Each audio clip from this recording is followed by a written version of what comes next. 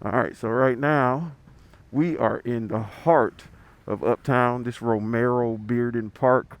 You know, it's a nice area. You get surrounded by all these beautiful buildings. You got this waterfall right here. But today we're gonna be talking about my long-term owner's review of the Kawasaki Z125 Pro, which is actually parked over that way. Um, but before we get started, I just love these waterfalls. I wanted to ask y'all a question in this video that we're going to talk about way down the road, just to get y'all's thoughts and impressions on it.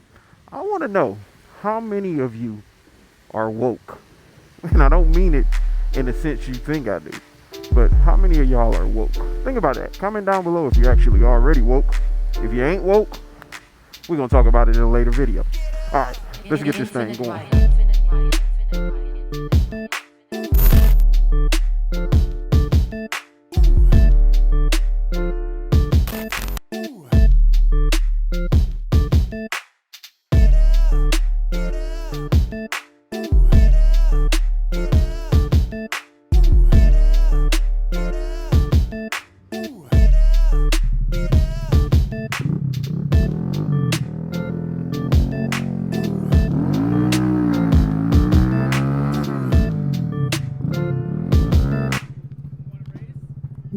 I think you'll win.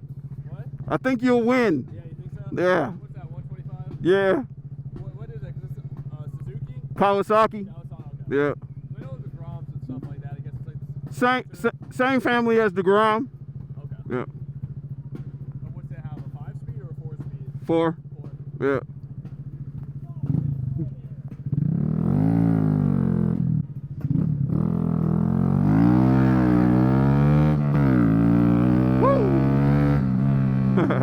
This bike gets so much attention, it's ridiculous. Like non-stop attention on this baby.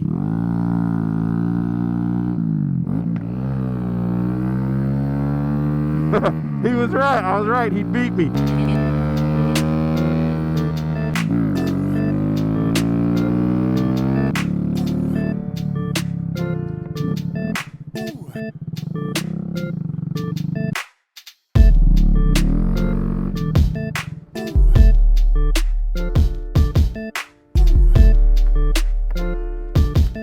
Okay, so let's talk about what it's been like owning that Kawasaki Z125. And I think I had it for roughly around 2 years now, maybe a little longer. I can't remember. I buy so many bikes. It's like I got a motorcycle addiction. I used to own a Grom before I picked up the Z125. And I went maybe like 3 or 4 years without having a mini bike because, you know, I got the Ducati. I got the Sportster, I got the V Rod, we got that SSR Razkull, and then we got the two Super 73. So I decided to pick up another mini bike because I was trying to encourage Miss Ryda to start doing some more riding.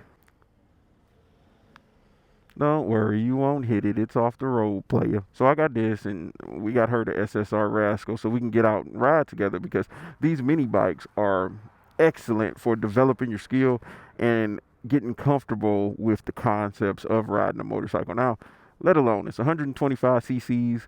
It is only a 4-speed motorcycle, but it's a motorcycle. You have to switch gears on this thing. You have to know when to switch. I mean, you can ring it out. You got to ring it out most of the time to be able to get it going. But it's a great bike for developing your skills. And for somebody who already has their skills developed, it's a great bike to just go out and have fun on. It's basically like a commuter toy. That's what you call this thing, a commuter toy. And I mean, I've done a few things to it since owning it. That's another good thing about the Z125 Pro is the fact that you can do everything on it yourself. It's great for starting to learn to work on your motorcycle. That thing is easy to work on. I put a Chimera cold air intake on it. I do all my own oil changes, which I work on all my bikes anyway. I put on the exhaust. I put on the handlebars. Let me show y'all. So I have a Chimera cold air intake with a K&N filter. I doubt if you can see it, but it's right in there. I put on these Pro Taper handlebars myself, which were a piece of cake to put on. You know, I put on the exhaust myself. I did not put on the tires myself. I took that to ride now, and they put the Maxxis knobby tires on it. But that's another thing that's great about this bike. You can make it into a lot of different options. And before owning this, I had like a dual sport motorcycle that failed on me. And I was like, I want another dual sport, but I wanted something I could have fun on and Miss Ryda get out and ride too. So I looked at this. You know, you put the little knobby tires on it. You could take it in some dirt. You can't off-road it because it sits kind of low. But it is what it is.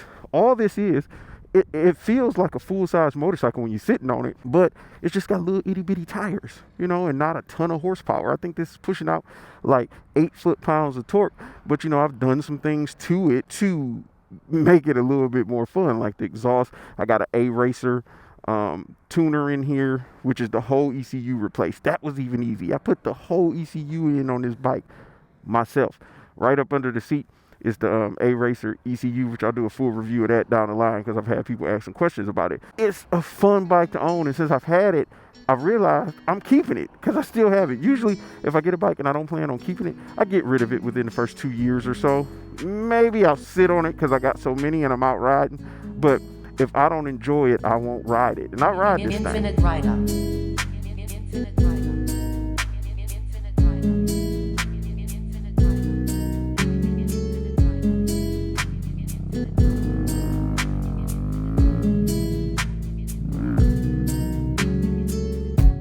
Oh, they're doing photo shoots. People are always doing photo shoots down here.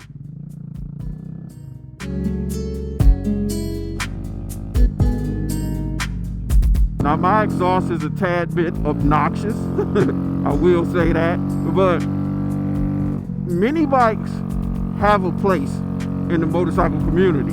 And owning one long term is something a lot of people do. It's some people who only have a mini bike. At least, like me, I have all different type of bikes. So that I can ride different type of ways when I like feel like it or something. But owning this bike long term has been amazing. Like, I've had every time I get on it, it let me throw, sometimes there goes a little span where I don't get out and ride Betty Boop, which is the Z125 I'm sitting on. That's her name. But then when I pull it out and hop back on it, instantly feel like a kid again. And I realize that there is no way in hell I could get rid of this bike. Now, can it do your like everyday typical commuting? As you can see, the speed limit where I'm at right now is 35, and I'm doing 35. I'm irritating the dude next to me. I'm doing more than 35 actually, but the bike will get up to about 60 with me on it, and that's with these knobby tires. The knobby tires reduce my maximum speed because there's a little bit resistance versus it being a solid tire. But yeah, I could get the bike up to about a good 60 miles per hour. And I think I just missed my turn. I did. Damn it. Show y'all another good thing about the bike. Maneuvering. I didn't want to do it right there in front of the sheriff. I don't know why, but police don't usually care about these bikes no way. They're like, that's a toy.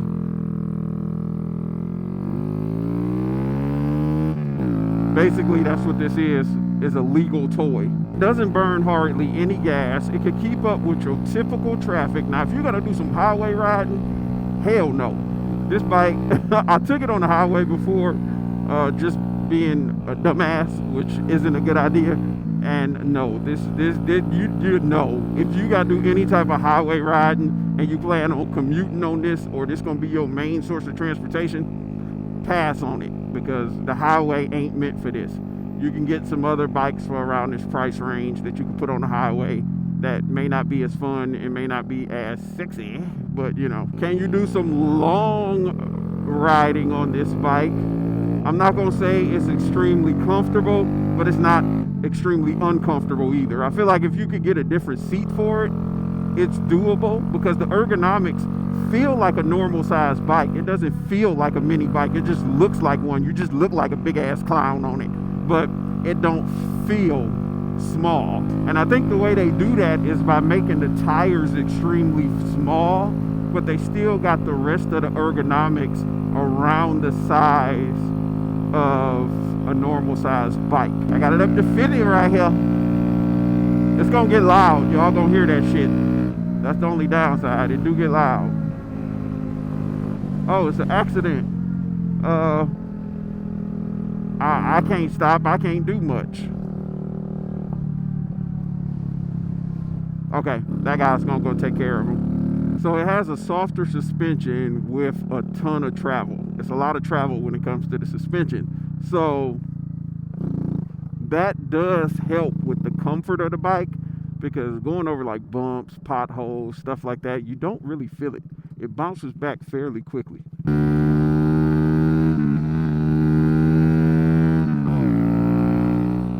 The bike has a really good lean angle. Now, I can't lean it the way you can lean one with standard tires on it that's not like knobby tires. The knobby tires reduce your lean angle, because once you get too far on that sidewall, that knobby tire gonna flex a little bit. You don't want that, because you're gonna lose traction. Like for instance, today, I am far from the house right now. I've been out riding for a minute and I don't feel any fatigue. I'm not sore yet. And I'm able to keep up in standard traffic. But then again, I haven't been on any roads where the speed is like 60, 65. If you're getting on a road where the speed is 60, it's gonna be a little tough, because you're gonna be ringing the bike all the way out. Like you're gonna be maxing this thing out. And most cars don't do 60. I mean, most vehicles, period, don't do the exact speed limit. They're gonna be going 5 to 10 over.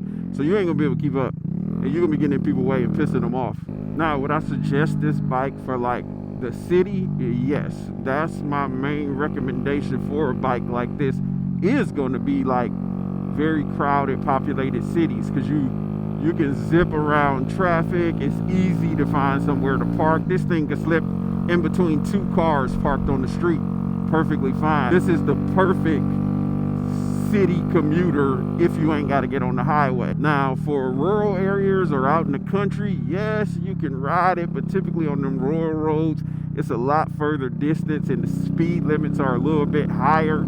So, I mean, you can have some fun out there, but I typically don't take my Z125 out in the country. And y'all know I love the country. But whenever I hop on this, I usually bring this into the city, because it's great for that stop and go environment. You know, you got a very light, very easy clutch pull in, so your hand doesn't get as tired. You only got 4 gears to deal with. This on stop and go traffic is like heaven compared to some other motorcycles. Some of the Harleys and the Ducati and stuff, some of them have a much heavier pull in on your clutch, like the foot pounds or the pounds to pull in on the clutch, or whatever I'm trying to say, is a lot more than on something like this. Like this, I could pull this in with, look at that. Look, I can pull it in with my pinky. You see the pinky? And it's no pain whatsoever. Like the clutch pull on this thing is extremely easy. So it's great for stop and go traffic, where you're going to be pulling in your clutch and using your clutch a whole lot while you're out riding. And typically you can't get in a lot of trouble on these bikes. Like if an officer pulls you over for speeding, you're gonna be like, what? Like my bike only maxes out at 55 miles per hour. You ain't gonna tell them 60. You're gonna lie and say 55 or 40 miles per hour. How was I speeding? They typically ignore me when I'm on this bike. I've been out with some other ground riders and they were riding down the damn sidewalk past the police, wheeling and all kind of crazy stuff. And the police just looked at them shaking their head. They just left them alone, like these idiots on these little bikes. You know what? I want to see an Italian Job type of movie where they do it on Grimes, because they get away so easy. Not that I'm giving any suggestions or thinking about that. I just thought about it when I was thinking of Mini Coopers, and these are, you know what I mean. And see, you redline this thing to get it going. I redline. I don't switch my gear if I'm trying to go until I hit that 10, which is redline. I'm doing 53 right now, and I'm in third. And then I switch it, and I'm cranking it. I'm at 55, 57, 58. I guess I'm going on a small incline up right now, so I'm not hitting my 60. You got to be on a flat surface or downhill to hit that 60. But I can keep up in traffic with no problem. So long-term owner review of this bike, I would say this is an excellent city commuter bike or a bike to have fun on, or an extra bike if you already have a motorcycle and you want something where you can just pull it out and just learn a lot of things on it, do whatever you want, develop your skill, act a fool, you know, all that type of stuff. I know a lot of people buy these so that way they can learn the wheelie, or they buy it as a starter bike to go take the class on and stuff like that. But because Miss Ryda was having trouble passing the exam on a regular bike, and then she took it on my ground when I had that, and she passed first time she took it out. I think it was the first time, might have been the second time, but she passed on that. And then, you know, there's a lot of community out there who love that brap. This thing will give you the brap that you're looking for. You put the right exhaust on it. These little mini bikes like the Grom, the Z125 Pro, I'd say the SSR Razkull is up in there with them now, but they got so many other little knockoff ones, which I would not suggest. If you're looking at one of these mini bikes, just get you a Kawasaki Z125 or a Grom or SSR. You know, the only downside to the SSR is it's a carbureted, but some people like carbureted better than fuel injection anyway. So, but these engines on these bikes are bulletproof. Like, you can ring them out constantly and they will go forever and ever and ever. One dude I used to ride with said he wrecked his, the bike did flips, went sliding down the street, and the engine was perfectly fine, still ready to rock and roll. Like, these little one-cylinder motors they put on these bikes are built like destruction proof, you know what I'm saying? So that's a pro too, especially for a new rider or someone who has like a show bike or luxury bike that they don't like to take out, or they don't want to like act a fool on because they don't want to mess it up. Grab you one of these, you could go out and have a little bit of fun on it. Now, I've heard some people say, you know, these are excellent for shorter riders. Well, the seat height is 31.7, I believe, and my inseam is like a 32, and I'm 6 foot tall. So this one has a taller kind of seat height than the Groms, the older Groms and the SSR. Like, Miss Ryda don't like riding this because it sits up a little bit high and she's shorter. But versus the other bikes, you kind of sitting in the bike, and Kawasaki built this one to be more sporty, so you're kind of sitting on top of the tank or on the bike. So is it an excellent bike for an extremely short rider? It is, in the fact that it's really light, and if you're going to do the 1 foot down thing when you're stopping, but I mean, the bike ain't that damn short. Let me know y'all thoughts if y'all own mini bikes, or if y'all roll mini bikes, or if you're thinking about getting a mini bike. Did this video make you want to get one more? Because it's an excellent machine. Like, I have had no issues out of this. Now, don't get me wrong, I bought this one almost brand new. The hardest, I think it had like 21 miles on it or some shit when I bought it. I think somewhere around there. But the worst thing about ownership of this bike was the break-in period, because I actually do my break-in periods if I purchase a new motorcycle, which I never do. The break-in period sucked because you could only go a certain speed, and that was like torture for real. I was pissing cars off on the road. They was pulling up like, don't that thing go any faster? I'm like, no, I'm breaking it in, player. So yeah, I absolutely love this bike as a long-term owner of it, and I plan on keeping it a lot longer. So if you're thinking about getting one, go on ahead and pick one up. I'm about to go have some fun.